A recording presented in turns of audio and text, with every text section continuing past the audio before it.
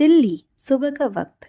एक लड़की बिस्तर में लेटी हुई मुस्कुरा रही थी, जिससे साफ पता चल रहा था वो कोई खूबसूरत सपना देख रही थी, जिसके चलते उसके चेहरे पर काफ़ी ज़्यादा मुस्कान थी। वह लड़की अपने सपनों में इतनी खोई थी कि उसका ध्यान बिल्कुल भी नहीं था कि पर्दे से छनकर सूरज की रोशनी उसके चेहरे पर पड़ रही थी। वह लड़की उस सूरज में सोने की तरह चमक रही थी।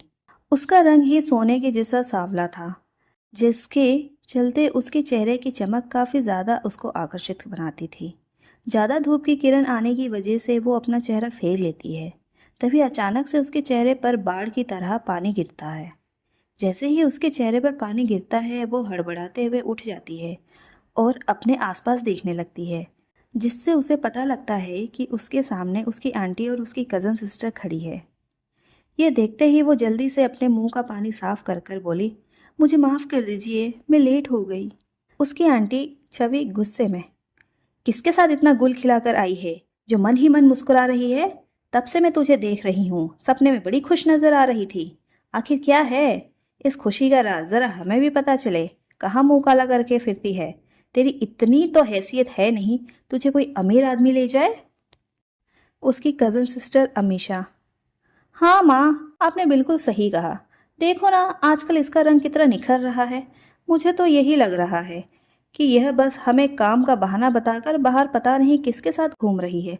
तभी तो यह आजकल इतना लेट आती है। जब देखो बस यही बहाना लगाती है। मैं काम से गई थी, लेकिन इसका काम तो कुछ दिख नहीं रहा है। सब्जी बोलो तो सब्जी भी पूरा लेकर नहीं आती है, पैसे मांगो तो पैसे भी नहीं देती है। क्या करोगे? आप बताओ माँ। अभी जब ये सब सुनती है तो उसको काफ़ी ज़्यादा गुस्सा आता है और वो उस लड़की को कंधे से पकड़कर उसको बिस्तर से उठाती है और सीधे किचन में जाकर धक्का दे देती है, जिसके वजह से वह लड़की फिसल कर ज़मीन पर टकरा जाती है, जिसके चलते उसके सर पर चोट लग जाती है। चोट लगने की वजह से उसके मुंह से चीख निकल जाती है, लेकिन छवि को उससे कोई फर्क नहीं पड़ता है। वो गुस्से में बोली, मेरे सामने ये झूठा नाटक दिखाना बंद कर और जल्दी से जल्दी सारे बर्तन साफ कर। अगर मुझे ये बर्तन चमकता हुआ नहीं दिखा तो मुझसे बुरा कोई नहीं होगा। वो लड़की अपने सर को मसलते हुए जमीन पर बैठ जाती है और अपनी आंटी को देखकर बोली, मुझे माफ़ कर दीजिए, मैं आपका काम सारा कर दूंगी। ये कहते हुए वो जल्दी से बर्तनों को धोने लग जाती है। अमीशा, देखा माँ, कैसे ये अपने आप को अच्छा दिखाने की कोशिश कर रही है। इसको हमारे काम की कितनी फिक्र है। अगर इसको हमारे काम की इतनी फिक्र होती तो ये कभी ऐसा नहीं करती और बिस्तर में लेटे लेटे मुस्कुरा नहीं रही होती। पता नहीं किसके साथ गुटुरगु करती रहती है, जिसके सपने देखकर ये मुस्कुरा रही थी। यह सब सुनकर उस लड़की को काफ़ी ज़्यादा बुरा लगता है, क्योंकि उसकी जो हालत थी कि भिखारी भी उसको पसंद ना करे तो कहाँ से कोई उसको पसंद करेगा।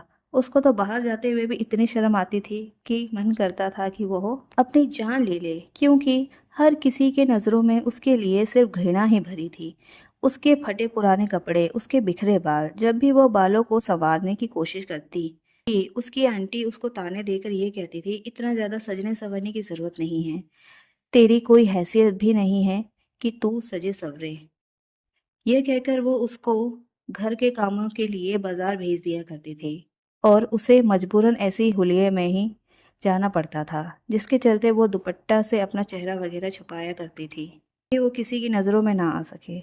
और उसके शरीर में इतने जख्म थे कि कोई भी अगर उसके शरीर के जख्म देख ले तो साफ पता चल जाए कि उसके ऊपर कितना अत्याचार होता है। और ये लड़की कह रही है कि मैं बाहर गुटुरगू कर रही हूँ।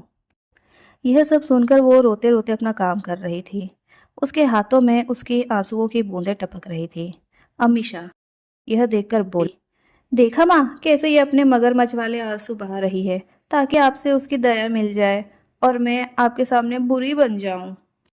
छवि, मुझे अच्छे से पता है कौन कैसा है, इसलिए इसके कहने से कुछ नहीं होता। तू मेरी बेटी है, मुझे पता है कि तू कैसी है। इसको छोड़ और चल, तेरे लिए नाश्ता बनाया है मैंने। यह महारानी तो नाश्ता बनाई नहीं आज। इसको खाने को कुछ नहीं मिलेगा, तू चल मेरे साथ। ये कहते हुए वो अपनी बेटी का हाथ पकड़कर उसको रसोई घर से ले जाती है। यह सब सुनकर उस लड़की को काफ़ी बुरा लगता है। वो अपने कंधे में मुंह छुपाकर रोने लगती है, लेकिन उसके आंसू पोंछने के लिए वहाँ पर कोई नहीं था। ऐसे ही वह सारे बर्तन धो देती है। वह नहाने के लिए जाती है ताकि वह बाहर से सब्जियां वगैरह ला सके, क्योंकि उसको पता है वो अगर यह सब नहीं करेगी तो उसको फिर से गालियां और मार पड़ेगी, जो उसके साथ सुबह हुआ था। वो जैसे ही नहाने के लिए जाती है वैसे ही छवि बोली, ओह महारानी, किधर जा रही है? कोई काम दिखाई नहीं दे रहा है क्या? वो लड़की मीरा, आंटी, मैं नहाने जा रही हूँ। सुबह से मैंने ब्रश और ना ही नहाई हूँ। अभी मैंने बर्तन सब धो दिए हैं।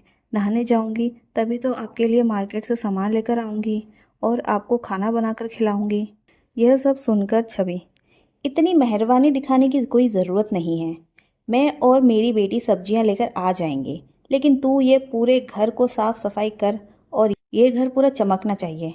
इसके अंदर एक भी धूल दिखी तो मुझसे बुरा कोई नहीं होगा। और इतना ही नहाने का शौक है ना, तो जो पोछा वाला पानी है उसी से ही पोछा लगाते लगाते नहा लेना, काम भी हो जाएगा, तेरा नहाना भी हो जाएगा। यह सुनकर उस लड़की की आंखों में फिर से आंसू आ जाते हैं। वो बोली, ठीक है आंटी। छवि और अमीषा यह कहकर वहां से निकल जाते हैं। वो लड़की भी बाथरूम की तरफ जाती है और पोछा लेकर बाल्टी में पानी लेकर आती है और घर को पोछा मारना शुरू कर देती है। छवि और अमीषा दोनों ऑटो पकड़कर बाजार के लिए निकल जाते हैं। जैसे ही वो बाजार पहुंचते हैं दोनों खुश हो जाते हैं। अमीषा बोली, माँ, आज मैं बहुत सारे कपड़े लूंगी, क्योंकि मुझे कॉलेज में अच्छा भी दिखना होता है ना। अगर मैं कॉलेज में अच्छा नहीं दिखूंगी तो लड़के कैसे पटाऊंगी? छवि ये सुनकर मुस्कुराती है और बोली, हाँ हाँ, क्यों नहीं, मेरी बेटी है इतनी सुंदर कि उसके आगे पीछे लड़कों की लाइन लगा दूंगी। यह कहकर वो अच्छे से मॉल में जाते हैं, जहां पर वो अपने लिए अच्छे से कपड़े ले सके। दोनों माँ बेटी उस मॉल को देखकर काफी ज्यादा खुश हो जाते हैं और लेडीज कपड़ों के सेक्शन में चले जाते हैं ताकि वो अपनी बेटी को अच्छे से कपड़े दिखा सके। लेकिन तभी उन दोनों की नजर किसी चीज पर जाकर ठहर जाती है और उसको देखकर उन दोनों की आंखें एकदम चमक जाती है। मीरा जो घर का काम कर रही थी तभी उसके घर में कोई दस्तक देता है। मीरा अपना पोछा रखकर अपने आप को अच्छे से देखती है। उसके बाद वो दरवाज़ा खोलने के लिए चली जाती है, लेकिन तभी उसकी नज़र एक औरत पर जाती है। वो औरत उस लड़की से बोली, मीरा बेटा, घर में कोई नहीं है क्या? मीरा, नहीं आंटी, आप यहाँ? बीना आंटी, मुझे पता है कोई यहाँ नहीं है, इसलिए मैं यहाँ पर आई हूँ। ये तेरे लिए खाना लेकर आई हूँ। मुझे पता है तुझे अभी तक खाने को नहीं मिला होगा, इसलिए मैं तेरे लिए गर्मा गर्म नाश्ता लेकर आई हूँ। मीरा, लेकिन आंटी, मैंने ब्रश नहीं किया है। बीना आंटी, तुझे ब्रश की फिक्र है या अपने उस चुड़ैल की? वो आएगी तुझे खाना भी नहीं देगी। तुझे अच्छे से पता है तू क्यों इतना ब्रश की चिंता कर रही है। जल्दी से खाना खत्म कर, नहीं तो वो चुड़ैल आ जाएगी तो तुझे कुछ भी नहीं मिलेगा खाने को। मीरा, लेकिन आंटी। बीना आंटी, लेकिन वेकिन कुछ नहीं, तू चल मेरे साथ अंदर। ये कहते हुए वो मीरा का हाथ पकड़कर उसको डाइनिंग टेबल में बिठा देती है और जल्दी से उसको खाने के लिए कहती है। लेकिन मीरा अपना हाथ दिखा देती है, जिससे साफ पता चलता है कि वह काम कर रही थी तो उसके हाथ गंदे हैं। उसको अपना हाथ साफ करना है। वो आंटी अपने सर पर मारकर बोली, तेरा कुछ नहीं हो सकता। ये कहते हुए वो जल्दी से आलू के पराठे को फाड़ती है और उसके मुंह में डाल देती है ताकि उसको हाथों से खाना ना पड़े। जैसे ही वो खाने लगती है तो उसको अपनी माँ की याद आ जाती है, क्योंकि उसकी माँ भी उसको ऐसे ही प्यार से खिलाया करती थी। लेकिन अब उसकी किस्मत कहाँ कि वो अपने माँ के हाथ से खा सके।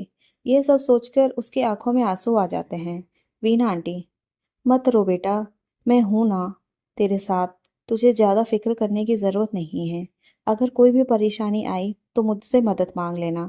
यह कहते हुए वो उसको जल्दी जल्दी नाश्ता करा रही थी ताकि वो बीमार ना पड़े। उसके घर में कोई भी मीरा की फिक्र नहीं करता था, सिर्फ यही एक आंटी थी जो उसकी फिक्र किया करती थी। उसको अच्छे से पता है कि उसकी कंडीशन कैसी है, इसलिए वो मौका देखकर उसकी हेल्प कर दिया करती थी। जैसे कि अभी उसने उन माँ बेटियों को ऑटो में जाते हुए देख लिया था। इसी मौके का फायदा उठाकर वह जल्दी से मीरा के लिए नाश्ता बनाकर लेकर आ गई थी और अभी मीरा को खिला रही थी। जैसे ही उसका खाना खत्म होता है वह मीरा के मुंह अपने पल्लू से साफ कर कर बोली, मैं अभी निकलती हूँ, वो चुड़ैल कभी भी आ सकती है और तुझे मेरे बदले का खामखा परेशानी झेलनी पड़ेगी, इसलिए मैं चलती हूँ।